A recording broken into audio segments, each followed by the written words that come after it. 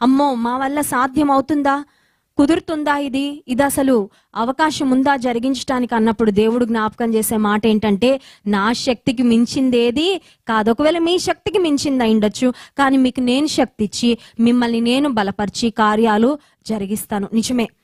ఇర్మియా గ్రంథం 32వ అధ్యాయం 27వ వచనం మనందరికీ తెలిసిన వాక్య భాగమే. నేను సర్వ శరీరులకు దేవుడను, నాకు అసాధ్యమైనది ఏదైనా కలదా? నీ జీవితంలో ఒక సవాలు, ఒక సమస్య వచ్చినప్పుడు, దాని ఎదుట నిలబడి కృంగిపోతూ ఉన్నప్పుడు ఊహించుకోండి, దేవుడు మీ ఎదుట నిలబడి ప్రశ్న అడుగుతున్నట్లు, నేను సర్వశక్తిమంతుడైన దేవుడను, నాకు అసాధ్యమైంది ఏదైనా కలదా? ఒకవేళ మీ ఫ్యామిలీ మెంబర్ ఎవరైనా హాస్పిటల్లో ఉన్నారు, ఐసీయూలో ఉన్నారు, సీరియస్ కండిషన్లో ఉన్నారు, ఒక మల్టీ స్పెషాలిటీ హాస్పిటల్లో ఎన్ని లక్షలు ఖర్చు అయినా పర్వాలేదు, మా వాళ్ళు క్షేమంగా ఇంటికి రావాలని హాస్పిటల్లో పెట్టారు అనుకోండి.